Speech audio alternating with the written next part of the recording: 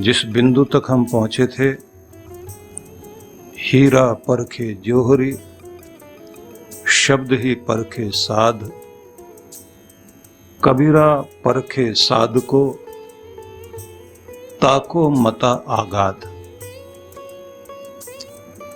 जहां पर परमात्मा के नाम की चर्चा होती है, जो प्रभु की ओर हमें जोड़ते हैं,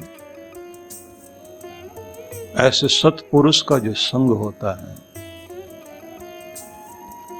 वह आपको और आपकी ऊर्जा को, आपके मन को केंद्रित करना सिखाता है और सिखाता है कि अपने भीतर गूंजते हुए उस नाद को सुनो जो तुम्हारे और इस पूरी सृष्टि के अंदर एक ध्वनि, अनहद नाद, अनाहत स्वर जो गूंज रहा है, उसको सुनना सीखो। तो व्यक्ति शांत होकर एकांत में बैठता है, विचारों से रहित होगा, मन को शांत करेगा। विचारों के मौन में जाते ही, थॉटलेस होते ही, मन जब खो जाए, नो माइंड वाली स्थिति आ जाए, तब भीतर वह ध्वनि, वह धुन सुनाई देती है जिस पूरी सृष्टि में सर्वत्र बसी हुई है। जब आप किसी सन्नाटे में, सुनसान स्थान में होते हैं, तो सुन की एक ध्वनि सुनाई देती है। इस ध्वनि को माना जाता है कि जब दुनिया की शुरुआत हुई थी, बिग बैंग के साथ ही, महाविस्फोट के साथ ही, यह एक ध्वनि है जिसने ऊर्जा को इस प्रकार से प्रकट किया कि सारे कण मिलने शुरू हुए, समस्त परमाणु, सृष्टि बनी और वो ध्वनि गूंज रही है। वह वाइब्रेशन है जो आज भी समस्त परमाणुओं का संयोग, उनका विकास और फिर उनका ह्रास और उनको फिर से स्वयं में लीन करने की क्रिया एक सर्कल में लगातार ऊर्जा बह रही है। लेकिन वह ध्वनि इतनी अद्भुत है, उस शून्य में अपने को जोड़ दें तो उसी से हम, जहां से ध्वनि चल रही है, वहां की तरफ जाते हैं, मतलब अपने भीतर शांति में, और वहां आपका आनंद, आपका प्रेम छिपा हुआ है। वहां आपकी आत्मा को मिलना शुरू हो जाता है, जहां से आपको तृप्ति होती है, तसल्ली होती है। क्योंकि सब कुछ पाने के बाद भी आदमी तृप्त नहीं होता, संतुष्ट नहीं होता, उसे लगता रहता कुछ और पाना बाकी है। किसी ऊंचे पद पर बैठकर भी लगता है कि इससे ऊंचे जगह चला जाऊं, और ऊंचा और ऊंचा और ऊंचा। सबसे ऊंची जगह बैठकर भी आदमी को बेचैनी, खलबली रहती है। किसी भी जगह पहुंच जाए, कितना धन, कितना ऐश्वर्य, कितने भोग के साधन पाने के बाद भी तृप्ति नहीं होती। लेकिन भीतर जाते ही पूर्ण शांति, पूर्ण तृप्ति और एक ऐसा भाव कि सब कुछ मेरे पास है। अंदर की दरिद्रता चली जाती है, अंदर की गरीबी चली जाती है, अंदर का भिखारीपन खत्म हो जाता है, कुछ मांगना बाकी नहीं रहता। अपने भीतर आनंद में खिलने लगता है आदमी, जैसे फूल अपने भीतर से खिलता है। एक मौज अपने अंदर से आने लग जाती है, खुशी की लहर बाहर प्रकट होने लगती है। तो इसलिए ध्यान रखना कि किसी महान पुरुष का संग आपको आपके भीतर ले जाने के लिए संदेश देता है, और वो कहता है कि तुम बाहर बेचैन हो रहे हो, बाहर की बेचैनी से अपने भीतर की तरफ लौटो, अपने से तो मिलो। पूरी दुनिया से मिलने की चेष्टा करते हो तो खुद के साथ खुद भी तो मिलो। निज में निजता को ढूंढना, खुद में अपने आप को महसूस करना, अपने आत्म स्वरूप को पाना। और जैसे आप अपने आत्म स्वरूप को प्राप्त कर लेते हैं तो एक बड़ी कमाल की बात होती है। आपको महसूस होता है कि मैं निज रूप में आ गया। वो निज रूप क्या? वह स्वभाव जिसमें वापस लौटकर आपको खुशी मिलती है, शक्ति मिलती है, चिंताएं हटती हैं, डर हटता है। मतलब निर्भयता में आप आ जाएंगे, निश्चिंतता में आप आ जाएंगे, अपनी खुशी में आप लौट आएंगे। आपको खुद ये लगने लग जाएगा कि मेरा वास्तविक रूप क्या है। आप ऐसे समझिए, कितना भी कोई गुस्सा दिला दे, आखिर लौटकर आदमी को शांत होना पड़ता है। वह एक स्थिति ऐसी जिस जगह पहुंचकर आपको शांति मिलती है और कहता है व्यक्ति, बहुत अशांत था, अब चैन मिला। खाना खाकर, भोजन करके, सोकर, पानी वानी पीकर, मूड ठीक करके, मस्तिष्क शांत करके जब आदमी लंबे गहरे सांस लेकर बैठता है तो आदमी कहता है अब थोड़ा चैन है, थोड़ी शांति है। तो आप निज रूप में आ गए। रोकर बेचैन थे, रो लिया, खूब सारे आंसू बहा लिए, फिर खुद को तसल्ली दी, खुद को शांत किया, खुद में स्थिर हो गए। जैसे खुद में स्थिर हो गए, लंबे गहरे सांस लिए, पानी वानी पी लिया, शांत सहज हो गए, निज रूप में आ गए, आपका असली रूप। पानी को आग ने उबाल कर भाप बना दिया या इतना उबाल दिया कि वो आग की तरह जला रहा था, लेकिन जैसे उसे आग से दूर कर दिया जाए तो वो धीरे धीरे धीरे धीरे अपने निज रूप में आ जाता है। निज रूप उसका जलाने का नहीं है, बल्कि आग से जले हुए पर पानी डाल दीजिए, उस बेचारे को शांति मिल जाती है। जिसका स्वभाव नहीं था जलाने का, दूसरे के साथ मिलने से वो जलाने लग गया। हमारा स्वभाव नहीं है गुस्सा करने का, हमारा स्वभाव नहीं है चिंता करने का, न डरने का स्वभाव हमारा है। हमारा स्वभाव निश्चिंतता का है, वीरता का है, शांति का है। दुखी रहना हमारा स्वभाव नहीं है। आखिर में आदमी अपने दुख को भुलाकर खुश होना ही पड़ता है, क्योंकि अपना निज रूप है वो। नींद भी तभी आती है जब आप अपने निज रूप में आ जाते हैं, नहीं तो नींद भी नहीं आती। तो ये ध्यान रख लीजिए कि गुरु आपको सबसे पहले उस निज रूप में जाने के लिए विधि देता है कि अपने आपे में लौटो। तुम दूसरों के संग से वो हो गए जो तुम नहीं हो। भिखारियों के बीच में रहकर राजा के बेटे को भिखारियों ने पाल लिया तो उन्होंने वैसा बना दिया। वो भीख मांगता फिरता है, कटोरा लेकर हर एक के सामने माई बाप देना कुछ। जो दूसरों को देता था वो भिखारी बना हुआ। शेर का बच्चा भेड़ बकरियों के बीच पल गया तो मिमियाना सीख गया। बाज का बेटा जिन मुर्गों के बीच में, कूड़े कचरे के बीच में जाके बैठा है, क्योंकि वहां पल गया, तो कूड़े के ढेर पे बैठा हुआ और आसपास सारे मुर्गे डरा रहे हैं उसको। जैसे उसे अपनी असलियत का पता लगा कि मैं ये नहीं हूं, मैं तो बाज हूं, उड़ान भरी आकाश में, और दुनिया भर के पक्षी डर डर के भाग रहे हैं।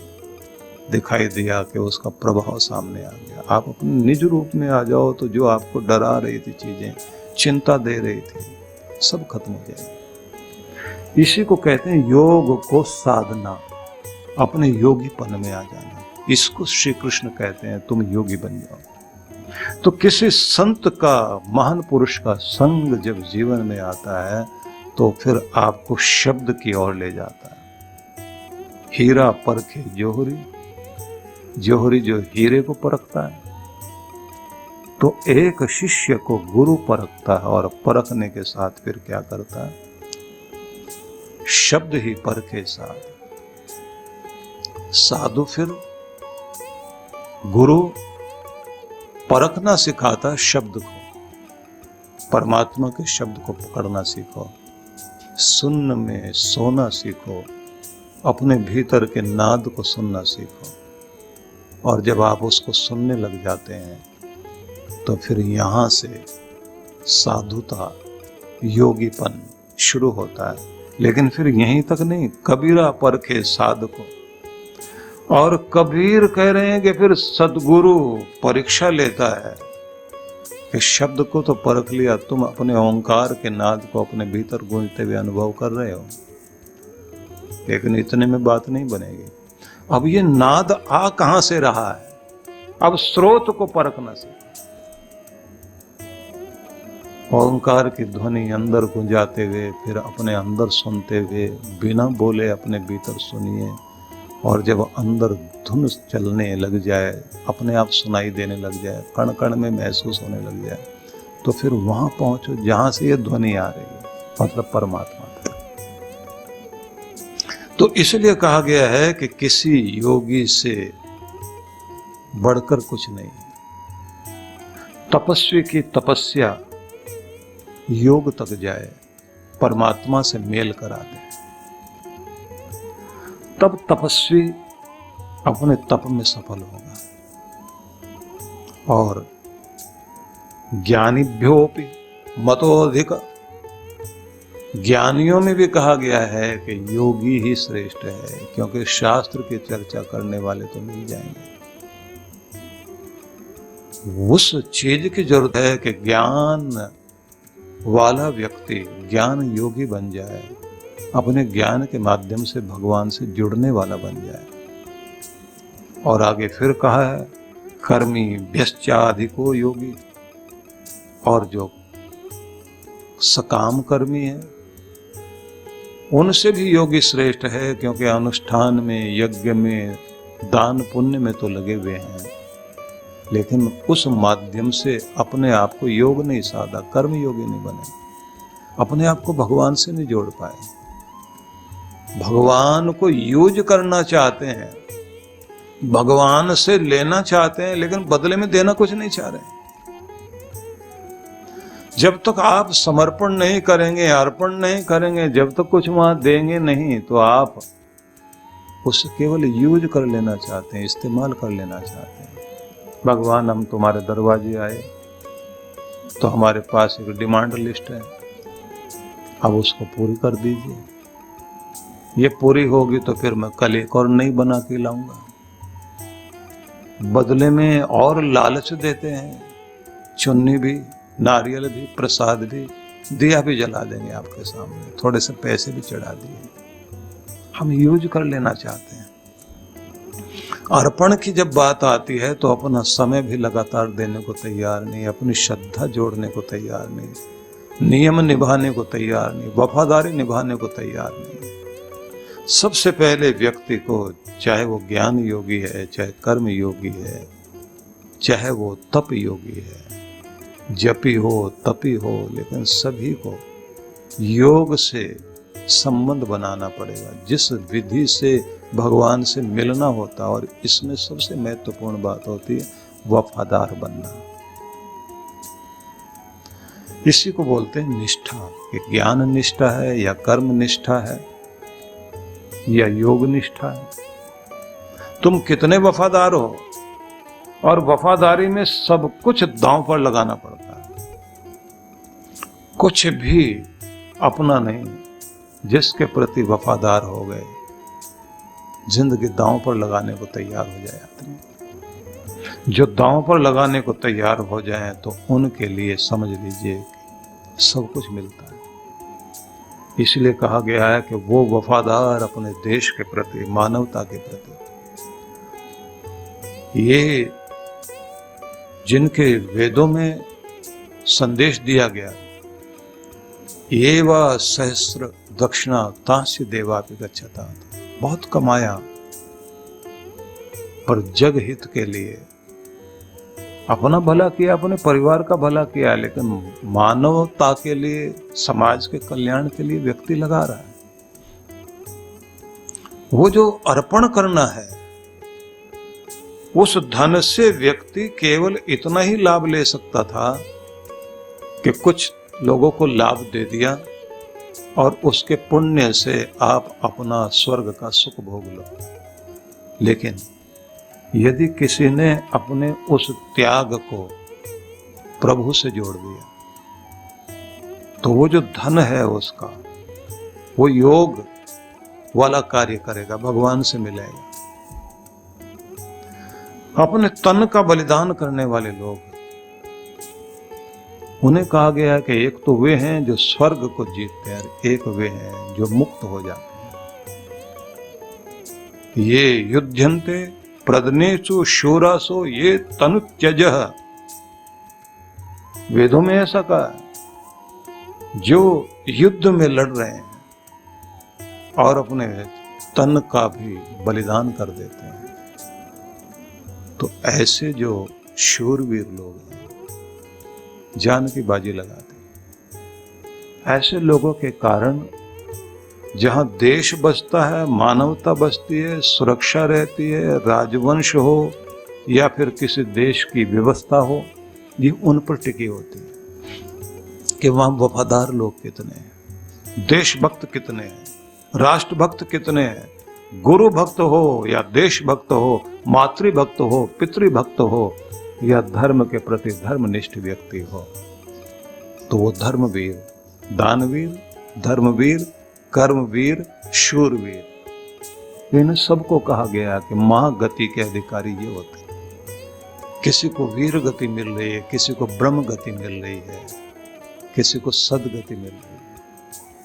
नहीं तो दुनिया में तो भीड़ है। आता है आदमी दुनिया में कुछ अपने काम किए और चला गया।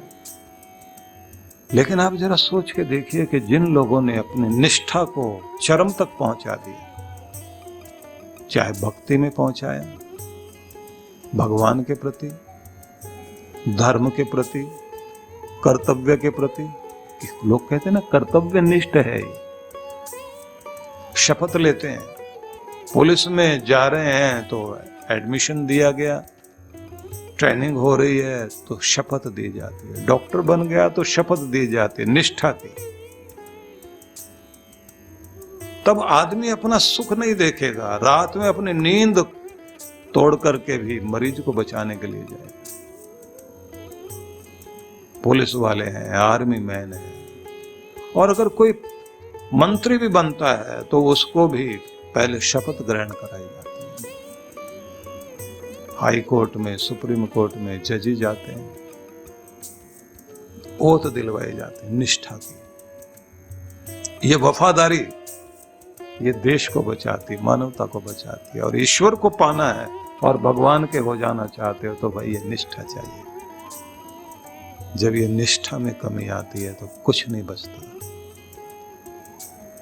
मैं उदाहरण देना चाहता हूं।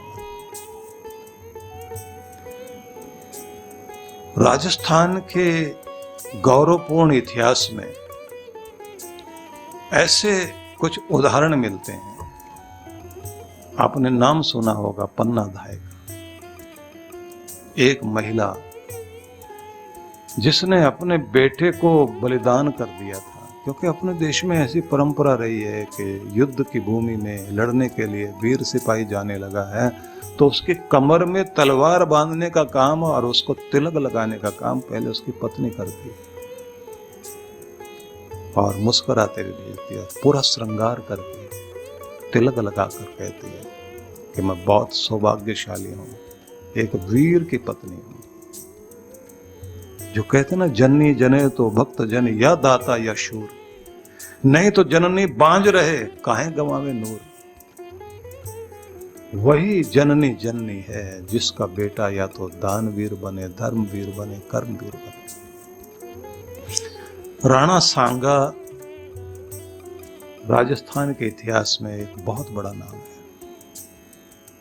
और उनके बेटे थे उदय सिंह। मां थी उदय सिंह की कर्णावती,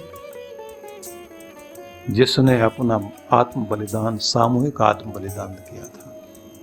जौहर की अपनी परंपरा रही वहां। तो उसके बाद उस बच्चे के पालन की जिम्मेदारी धाय मां पन्ना धाय के को जिम्मेदारी मिली। राजवंश में ढूंढा गया कि कौन वफादार ऐसा व्यक्ति है। इतिहास में लिखा है कि धन्ना वो पन्ना कौन थी? बोले हरचंद हाकला की बेटी। पिता का भी नाम जोड़ दिया गया कि उसकी बच्ची थी, जिसका उसका भी अपना संतान हुई थी और उतना ही बड़ा बच्चा था जितना इधर ये उदय सिंह। अब दोनों की पालने की जिम्मेदारी पन्ना के ऊपर आ गई। पन्ना अपना दूध पिलाती है, एक तरफ अपने बेटे को, दूसरी तरफ राजा के बेटे को, दोनों को साथ साथ पाल रही है। और कुंभलगढ़ किले में, कुंभलगढ़ का अपना इतिहास है। कुंभलगढ़ के किले में अच्छे पहरेदारों के साथ और पूरी व्यवस्था के साथ धाय मां, जैसे यशोदा ने पाला अपने कन्हैया को, तो वही गौरव लेकर के वो बैठी है कि मुझे यशोदा मां का स्थान मिला है कि मैं पराये बच्चे को उसी तरह से पालूं कि ये पराया नहीं है, मेरे बेटे से भी बढ़कर। और उस समय कहने के लिए चाचा था, लेकिन वो दासी पुत्र था बनवीर, जिसने उस किले के राजा विक्रमादित्य की रात में हत्या कर दी और खुद शासक बनना चाह रहा था। और उसके बाद उसे लगा कि कहीं ऐसा ना हो बाद में उदय सिंह को राजगद्दी पर बैठा दिया जाए, उसको भी मैं मार दूं। और जैसे उसे मारने के लिए चला, अभी राजा को मार के आया, हाथ में खून से सनी तलवार है, और इधर जासूसों ने जाकर के पन्ना धाय को खबर दे दी कि कुंवर उदय सिंह को मारने के लिए बनवीर चल पड़ा है, हाथ में तलवार लिए आ रहा है। और इसने इतनी जल्दी में पन्ना धाय ने उस बच्चे के, उदय सिंह के कपड़े उतारे और अपने बेटे के कपड़े पहना दिए, और अपने बेटे के को कुंवर के कपड़े पहना दिए और उसके पलने में लेटा दिया उसको। और जैसे ही चलता हुआ अंगरक्षकों के साथ बनवीर वहां आया, हाथ में तलवार और उसमें से खून टपक रहा है, और कड़कती हुई आवाज में कहा कि कहाँ है कुंवर उदय सिंह? बताया गया, उसने उंगली से इशारा किया, मुंह में घूंघट, मुंह पर हाथ रखा हुआ, उंगली से इशारा कर दिया अपने बच्चे की तरफ, ये है। और जिस तरह से उसने तलवार मार के उसके टुकड़े करे, एक मां अपने बच्चे की हत्या होते हुए देख रही है।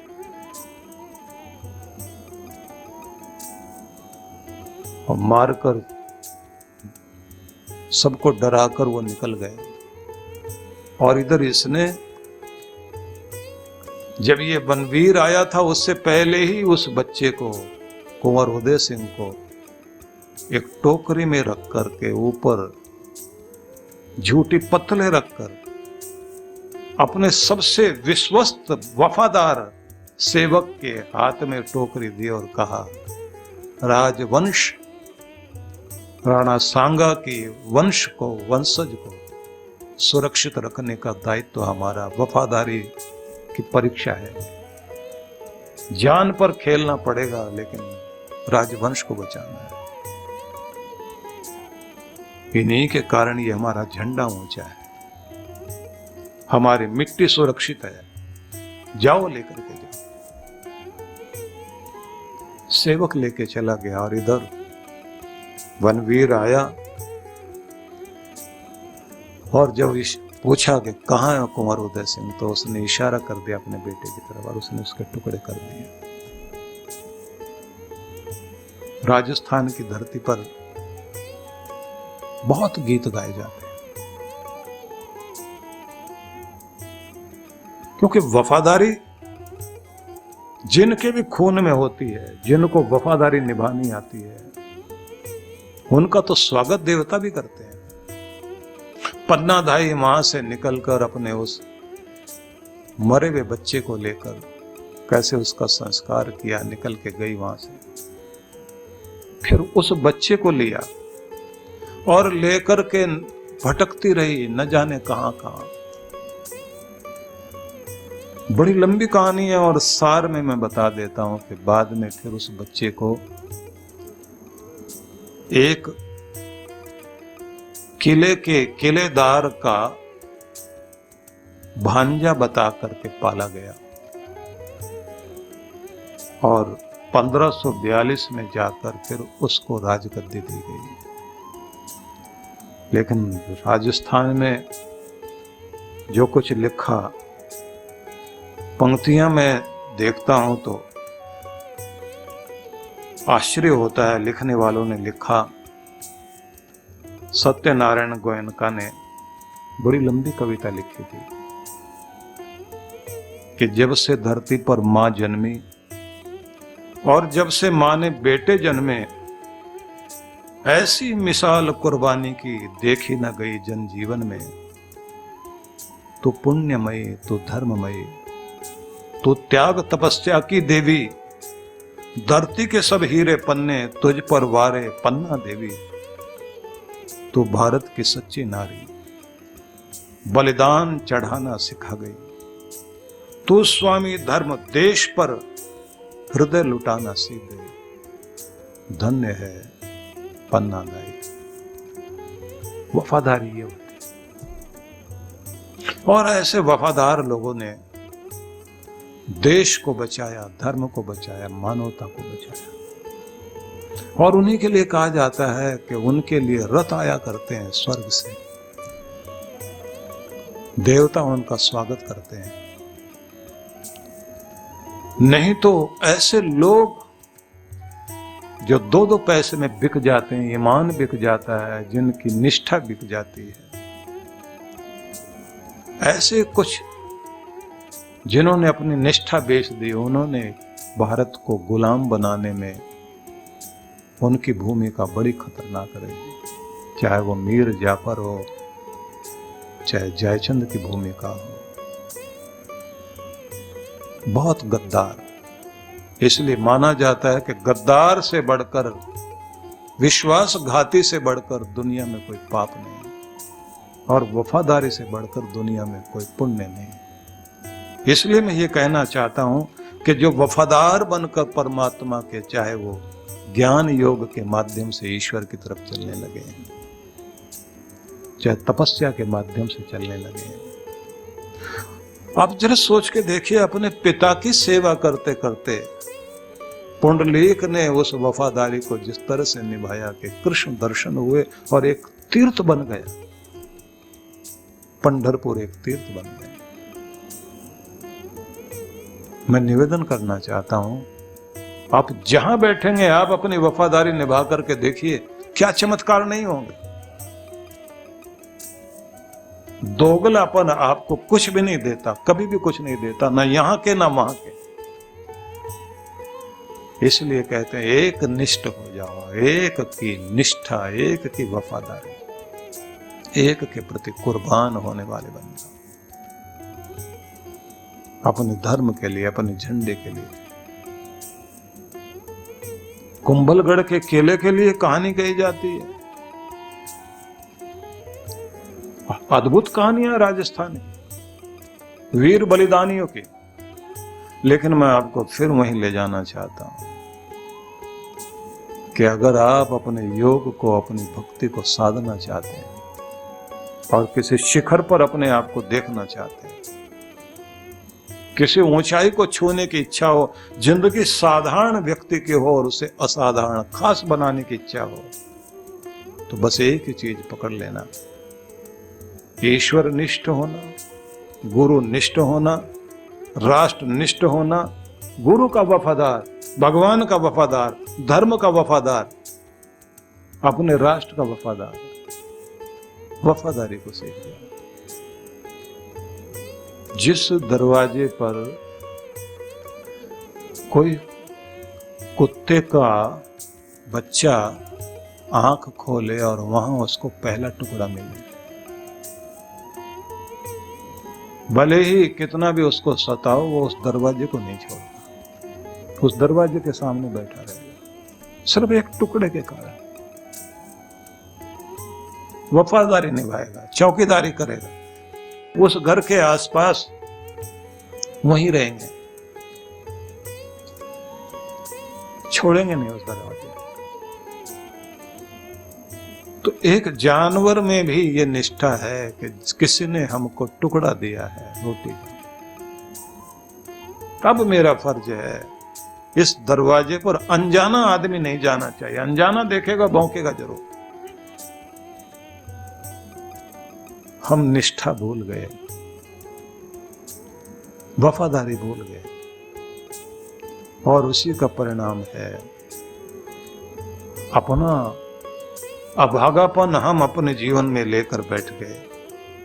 इसलिए मैं निवेदन करना चाहता हूं, जिन्होंने लिखा पन्ना धाये तुम कैसी माँ थी, जो स्वामी भक्ति के लोभ, छोटे से लोभ में तुमने चंदन अपना गंवा दिया।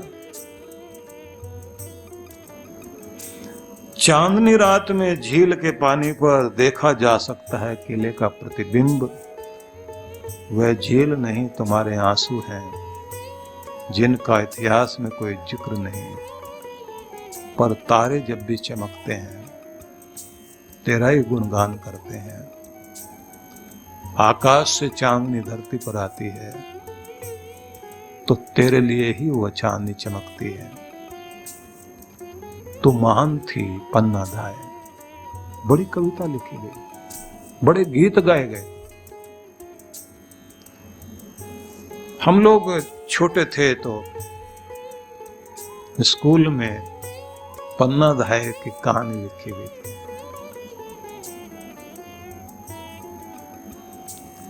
उस समय हम लोग नहीं समझते थे कि ये बलिदान क्या था। हम लोग अपने पिता से हर रात कहानियां सुना करते थे, वीरों की वीर गाथाएं सुनते थे, जोश आता था। लेकिन बड़े होकर के समझ में आता है कि ये वफादारी क्या है, और किसी की भक्ति जब चरम तक पहुंचती है और याद करता है कोई बहुत प्रेम से,